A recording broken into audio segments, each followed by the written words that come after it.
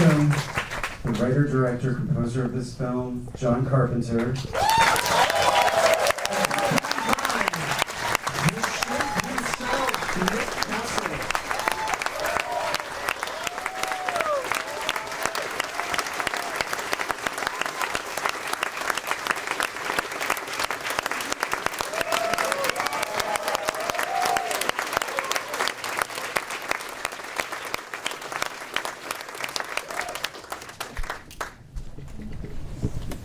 Thank you both so much for coming in today.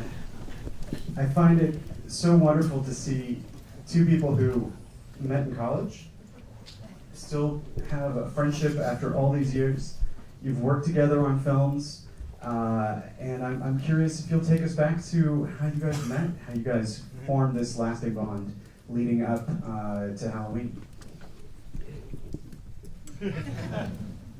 I'm waiting to get the projection, Inspector. Well, we were just talking about this. It turns out that this year marks the 50th anniversary of our coming to USA Film School. So that's when we met. So that's awesome. Did we have the same class? Were you in 290? 249? Well, you guys know this, right? Yeah, where we did Super 8 at that point. Yeah. Super 8, like 6 or 7 of those, and then the next semester was 3 films, one of which you direct, the others you did. Then you go on to work on a crew for the big film that someone was going to direct that we worked on and won an Academy Award, so come on. And it was all downhill from there. Well, talk a little bit about how you stayed, you continued to work together after your time in film school, because obviously there are several projects that you worked on together. And I mean, Halloween is a particular instance, but talk a little bit about the collaboration you guys had over the years. It was musical. That was where it all came from. Nick and I were part of a 3-person group, the Coupe de Ville. We would sing at the drop of a hat, and we would write our own songs and harmonize. Tommy Lee Wallace, another graduate of USC, was the 3rd person, and we stayed in touch that way. We all wanted to get in the movie business, and I see somebody putting his thumb up in the air. Oh, it just means the live stream is working, so the people in the other theater. I see. What did you do with me before Halloween? Nothing, right? No, you didn't hire me at all. No, actually, what am I talking about? I worked on the great Dark Star. Oh, God, no. You guys know Dark Star? If you haven't seen Dark Star, this is the time to go out and whatever you do now to rent it or buy it or stream it or something. Because it is pretty hilarious. It is very hilarious. It includes this guy's work and one of our old buddies, Dan O'Bannon, who did Roundup Riding Alien.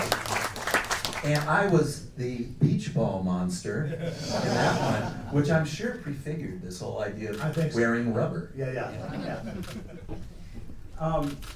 So let's talk a little bit about the creation of this story, because this is an incredibly rich time for American horror in the 70s, and the central monster really changes during this time. And this is, in particular, I think, an especially disturbing film, because we really don't get to know almost anything about who the shape Michael Myers is, what his motivations are, etc. And that's a change that happened in that decade. So, what was your approach to who the bad guy in this film was going to be? Well, this film was an assignment. They wanted me to direct a low-budget movie called Babysitter Murders. And that was because all the teenage girls in America could relate to babysitting. And they'd all be scared. That was the idea behind it. And a little bit later, the thought came up, well, let's set it on Halloween night, and we'll call it Halloween, because there's never been a movie called Halloween before. Okay, great. So The Killer. I've seen a lot of horror movies in my life, and they all seemed to make the same mistake, which was to have too much of a backstory for the killer. You knew too much about him, then it wasn't scary. And even Norman Bates, I knew too much about him. So Michael Myers was conceived as a cross between a human being and a supernatural force, and you never knew which one he was. He survived a shooting, and he kept appearing in the darkness, and he walked like a man, except that you couldn't tell what he was feeling because of this mask. And he was just meant to be a force of evil, moving across this small town in all our imaginations of a small town. And that's what he wanted. Tell us a bit more about how Nick wound up becoming this character. Well, we have two different stories. You tell yours first. My story is that, I realized John was going to be starting this film. It was being shot, part of it at least, a good chunk of it, less than a mile from my house in Laurel Canyon. Some of you probably even know where the street is, that are big fans of the movie. So in case, I went down while they were in pre-production. I said, John, hang around if that's okay, because I want to watch you direct. And if you want to become an aspiring director, what a better thing to do than to be on the set. And then John said, well, what I remember him say, okay, well then put on the mask and then you'll be here the whole time. That was it. I have no idea what you're talking about. Really? Wow. I actually thought, really? Okay, well, I'll go with his story then. But Nick had a grace when he walked, and I always thought, this is a walk of a serial killer. And so I'd only killed 2 people at that time. but he did everything I asked. He was a perfect actor. Perfect. I've never had another actor like that. Of course, not the only person to actually physically play Michael Myers in this film. Talk a little bit about the POV shots and how you got around not having your young actor for that amazing opening sequence. How we... In terms of showing the knife and all of the arms in the movie. Your questions are too hard. Well, I discovered Panaglide, which is a version of the Steadicam. I'm sure you guys know everything about that, right? Well, the Panaglide was a version of it that we shot in anamorphic. And Panavision anamorphic lenses are really heavy. They're beautiful, but they're really heavy. So to put this piece of shit on and walk around with it is really hard. I tried it, I couldn't do it. So I used the Panaglide. I used this as a POV shot, as a dolly shot. I used it every place I could because to set up a dolly shot, it just takes time. And you have to put anyway, it's easy with a Panaglide. So what was my point of this story? I don't remember. The opening shot. Well, we did an opening POV shot, a long tracking shot. I thought back to the movies that I loved that had long tracking shots in the opening, Scarface and A Touch of Evil and things like that. And so we did it with Panaglide. We shot 2 shots in one night. One was the crane shot where we had the kid, and then the other was the Panaglide shot. And the producer, Deborah Hill, was the knife. She had a small hand. And we came one direction towards the house. And then while we were coming around the back, the crew was turning the lights around for the other direction. Then we came back through the house and went upstairs, and they turned the lights around again. It was unbelievable to go through it. But we made it. We took about 5 or 6 takes, I think. There's a cut or 2 in it, which I'm not going to tell you where. The eye holes in the mask were done by MGM Optical. And there you have it. I probably didn't answer your question. Okay. Tell us about wanting to tell this story through the POV of the killer. Again, something fairly unique at the time, especially since we don't actually learn much more about him in terms of his background. Well, I don't know. I really don't even have the answer for that. I just wanted to show off, because this was gonna be my ticket to Hollywood. I mean, I had Final Cut, I had my name above the title, and I thought, I'm gonna show off here. I'm gonna get some attention somehow. That's what I did. I think that was probably it. I mean, I'm sorry to answer. And honestly, girls, you wanted to. But yes, girls, yeah. Tell us about finding the Michael Myers mask, the William Shatner mask, and what other options there were at the time. Well, we really low budget movie. So Tommy Lee Wallace, the art director, went up to Hollywood Boulevard. We had our offices down on Seward Street, I think. Was it Seward? Is that where you went? No, you don't remember. And he went to Burt Wheeler's Magic Shop. I don't think that's there anymore. And he bought a William Shatner, Captain Kirk mask and a clown mask. And the William Shatner mask, he spray painted it. He cut the eye holes bigger. And he dyed or did something with hair. He said, "Which one do you like? Here's the choice." And then the young man back there is holding up the William Shatner mask. And I said, "That one." And it's really strange looking, and you can't tell who's behind this mask. So that's how it happened. And Nick, having heard some of the stories of what you went through physically on Dark Star, tell us a little bit about anything particularly grueling about the production of this one. Well, no, there's one scene that that jumps to mind when you say that, is that at the very beginning of the movie, not at the very beginning, but right after, when we go to 1978 or whenever the time is that the movie takes place, the Michael Myers escapes from the hospital, and that's me jumping on top of the car with only a hospital gown on and underpants.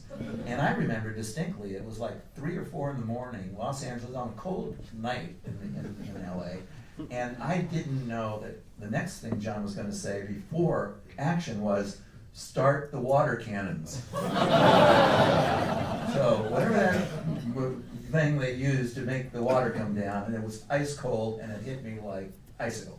So that was the worst. It was just physically the worst. Everything else was very easy. The mask was fairly loose, so it wasn't claustrophobic. And then, I just listened to John, turn left, turn right, slower, tilt your head, things like that. Was there a particularly hard scene for you to shoot? Well, there were a couple, but one night, we have pretty strong labor laws in California, so we can't use kids past a certain hour, and that hour was coming up. 6 o'clock was coming up. We had 15 minutes to shoot 4 pages, 5 pages, kids. So I had to change the way I was going to shoot it, and we did it in one shot. And front door, through the living room, talk, in the kitchen, talk, back out of the kitchen, say something to the kids, out the door. It worked. But it was the skin of our teeth, That was low budget filmmaking. Well, since you compose for all of your films, tell us about the process of composing, and if it's done when you're thinking about the movie, when you're writing it, while you're directing it, or if it happens later. I improvise most of the stuff in my scores. So in film school, at SC, as a matter of fact, you were involved in a musical. And we would do music for our friends. I don't know if you did a bunch, but I did a couple. Really stink. Boy, I was But we needed to score. We don't have any money to pay a composer. So I had 3 days to do the score to Halloween. And it was the synthesizer teacher from here. His name was Dan Wyman. He taught synthesizers. He had a studio in mid-LA, with tube synthesizers, meaning you had to tune them up. Sawtooth or whatever the other thing is, and tune it. And so I couldn't watch the picture while I scored, so I just did 5 or 6 pieces of music and cut them in wherever they were. And that was it.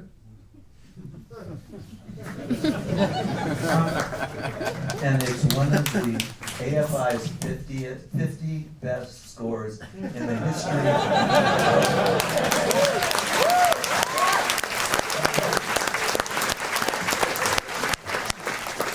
That's true. I didn't know. Tell us about casting Donald Pleasance and Jamie Lee Curtis. How hard was it to find the right actors for these films, for the film? Well, I wanted different actors for those two, but the girl, it was the girl from Jaws 2. I can't remember her name. She was a good actress. She turned me down. I wanted Peter Cushing. He turned me down. Christopher Lee turned me down. So Jamie came in and read. She was at Universal, and she was fabulous, just fabulous. And 19 years old, and so I cast her. And then Erwin Yablans, who was the distributor, called up and said, you know, we should put a name actor in this. So look through the daily variety and see if you can see who's shooting a movie who has a name. And there was Donald Pleasance, one of my favorite character actors. So I cast him. He showed up in LA and said to me, I don't know why I'm making this movie. And I was young. I was scared of actors. I didn't know how to deal with actors. So it was terrifying. I didn't know what he was talking about. He said, the only reason I'm here is that my daughter loved the music you did for Assault on Precinct 13. I thought, what? What am I to do with that? So anyway, we became very close friends. We worked together. It all worked out. Well, I just, you know, in the chance that some of the students here are in that position as well, what would you say to young filmmakers who are working with older actors who have a career already and show up on set with a different, you know, vision of what this film's going to be? Right here is a guy who worked with Sammy Davis Jr. What was that like? Well, the question is, what happens when there's a conflict in terms of how to approach a role? Yeah, how a young director can make it, can direct an older experienced actor on set. Well, you have to be delicate about it, and depending on the personalities, of course. I know both for John and I, we're not screamers and yellers, and we want to have a pleasant set, and we want to enjoy the experience. But you do get into discussions and debates about things. The one issue that did come up on that one was a total misinterpretation of what I wrote. And I had to go to Sammy Davis Jr., of course, who, this is a movie called Tap, about tap dancing. And of course, he's playing what he considered to be his you know, the most important role in his life, and he was totally missing the point. So it was tough, and it was tough to say, you know what, I think we got to do. And finally, I realized that I could cut around it. And that was probably going to be the best way to approach this, because this was his first day on the set, and I'm telling him no. So, you know, when he cried, no, he didn't cry. Oh, he got mad. Donald, you have to have confidence. That's the answer. You have to have confidence in your vision. You look him in the eye, an experienced actor, and if they're decent enough human being, they'll listen to what you say. Hopefully, you don't get a piece of shit. You want to take over. You know. It does help to be the writer-director too, because you know you do have the authority of you. You know, saying this is what I wrote, this is what I thought, this is what you're not interpreting someone else's thing. So if you have the opportunity, of course, that's a wonderful thing to accomplish. Talk a little bit about working with Mustafa Khan, since his family has carried this franchise for so many years now. Give us how did that start? He was the money man who came up with the money for, I guess, a bunch of low-budget movies. that Erwin Yablans was going to distribute. So I had to go tap dance in front of Mustafa, and he was a very nice man. He said, "How do I know you can direct? How do I know you can do this?" I just said, "Well, you have to trust me." And he'd been to UCLA film, and he liked that answer. He loved that answer. So there we go. You guys are getting tired. I can see yawns. I doubt that, but we can definitely take questions from them. Oh yeah, let's do it. Yeah, who wants to start? Okay, yes. What would you consider to be your best score from all your films? He's asking about his what he considers his best score from all of his films. I don't know, but I probably the most recent one I just did for the new Halloween movie. Pretty good.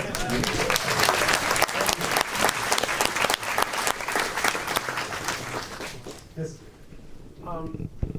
Since it was such a low budget film, were there any scenes where at the time you thought to yourself, "Oh boy, I screwed that up," and then when you looked at it in editing, you're like, "Well, good thing I was able to fix it," or when you watched it with music, you're like, "Good thing I was able to fix it"? Every scene that I've ever shot, I think, what was I thinking? This is horrible. I can't watch my old movies. They're terrible. Every once in a while, something will come along and surprise me. But no, I can't believe I did this. What was wrong with me?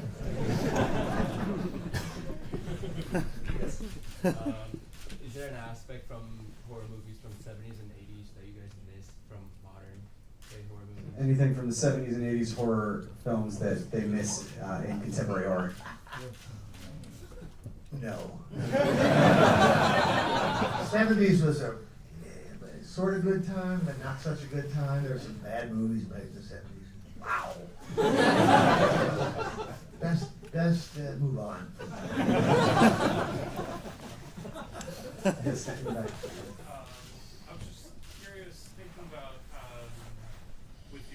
in terms of your career, specifically like with some of your films that at first weren't received quite as well, like for example, Thing. How at the time it was. You're very kind. It was shit upon. Nowadays, it's considered one of the best horror films of all time. Out of curiosity, like at the time, did you know it was going to be good? Like, were you thinking, "Oh, this is good, people just don't get it yet," or is it, "Crap, I just made a terrible film," or what was the thinking? What was so just for the people in the other theater, your self-awareness of the films when they came out and didn't get good reviews, but have become considered classics? Well, you have to maintain yourself and your self-respect. So I didn't say to myself, "Oh, I made a piece of shit." I said, "What's wrong with these fucking people?"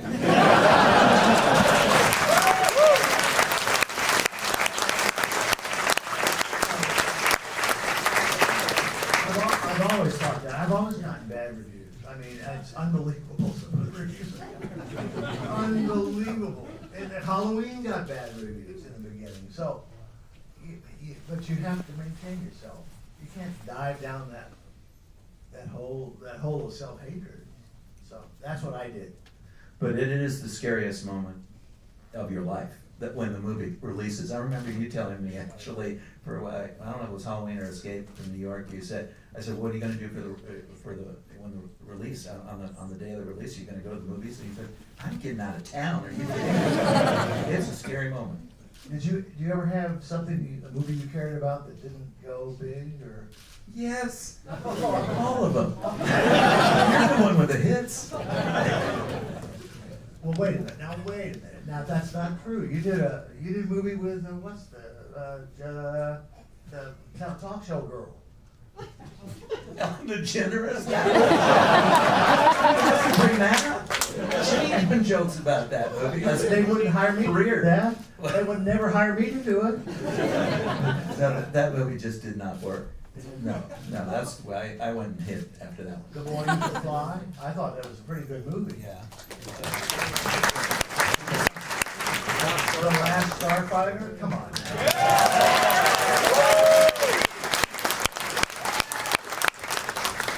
Well, you know, yeah, I think we're probably twins here. Yeah, I think they're the worst pieces of shit. And then they confirm it when they don't make a lot of money. At least this one got, you know, it was the biggest grossing movie of all time for what, for 10 or 15 minutes and then. Yeah, it's worth it. Yes. Hi, thank you so much for coming. I want to ask you, how do you see horror films nowadays, and if you have seen something that you like lately? Any horror films today that you like? There's some good films made. There's mostly bad films made. Yeah. Then there's a few fair films, and then we get to good, and then every once in a while a great film will come along. And you have to make up your own mind about what a great film is. The last great one I saw was a few years ago. I think it was 2007 or something. It was one movie that redefined the vampire myth. It was called Let the Right One In. I thought that was it. What a movie. This was the Swedish version, not the American version, but wow, that was good. So there are great ones made. Horror has always been around. It'll always be around. Everybody can get scared of stuff. They love it. People love it. What about you? Oh, I've been getting back into horror for the last maybe 6 or 7 years, ever since I started to go. Fans of this movie want to for some reason meet the guy that was under the mask. So I've been doing that now, for going to these conventions for 6 years, and they keep asking me these questions. So I started to look into what the world of horror is like now, because one thing I don't like are slasher films. But I do like ones where they are dream sequences, or what is it called? Well, you know, some of the Japanese ones with the woman with the hair in her face, I think those are the creepiest. I like those. You see Get Out? I love Get Out. I really like Get Out. So there's some good ones being made now. Okay, we're gonna pass a mic, just, Oh. Hi, thanks for coming today. There we go. Hello. Oh, thanks for coming today. The movie was great, and it was my first time watching it. That's your first time? First time, yeah. Wow. I know. I was curious on when you're going through the film industry and you're getting different kinds of reaction from all kinds of people. Do you ever let that alter the kinds of stories you want to tell in the future, or the artistic vision that you want to keep for those, or do you maintain like true to your core and just keep on believing in yourself? Well, the latter. I mean, you have to believe in yourself, and you have to stay true to yourself. It depends on what you want to do, what kind of movies you want to make, and what your goal is. If you want to make only horror movies, then you can do that, or you can make love stories, whatever you don't want to do. But you got to stay true to yourself. Don't lose that, ever. I say,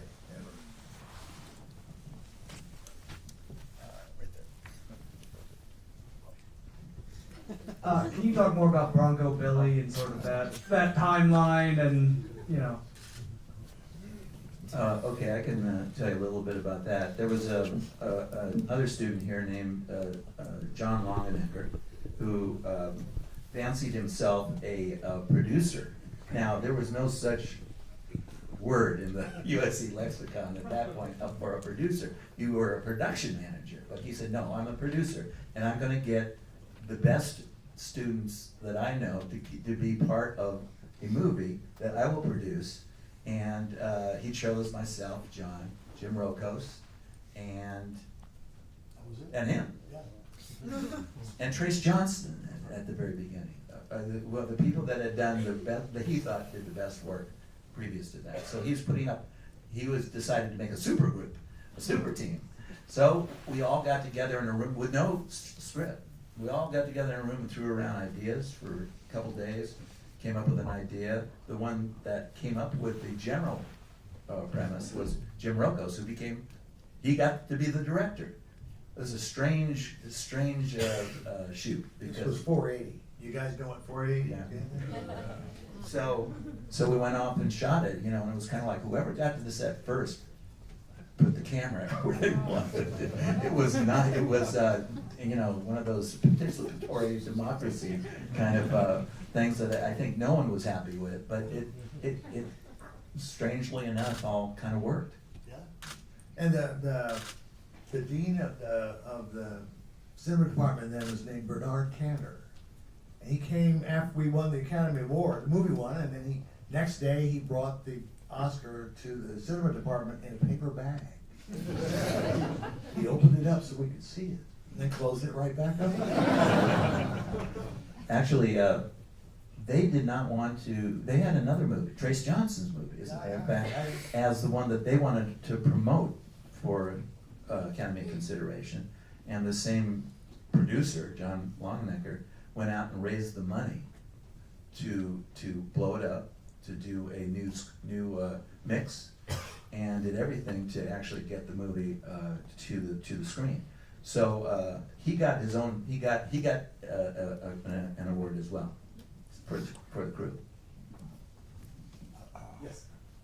When you made Halloween, did you know that? Oh, okay. Hello? When you made Halloween, did you know that you'd be making The Thing, or was it a dream, or by putting the TV here? Why put the why on the TV? Well, at the time there wasn't video cassettes. We had 3/4-inch video and a big old machine to play them in, and I owned those movies, Forbidden Planet and The Thing and a couple of them. So we needed something for the horror marathon on TV, so I put them on there. Had no idea what I was going to do next. And later I got offered The Thing, and I had mixed feelings because The Thing was one of my favorite movies. What am I going to do with this? So, but no, I didn't know. I just want to actually follow up on, after the success of this movie, small independent film becomes the highest grossing independent film of all time. What advice do you have to anyone who may find themselves with a breakout hit? How strategically to manage their career for their next film? Oh boy. Well, that's tough. You need somebody you can talk to and you trust to talk to about it. And there's a lot of pitfalls. And just be careful. Because probably really want to get into the movie business, but not sure what to do now. So you need to find an old pro. Go find an old director or something.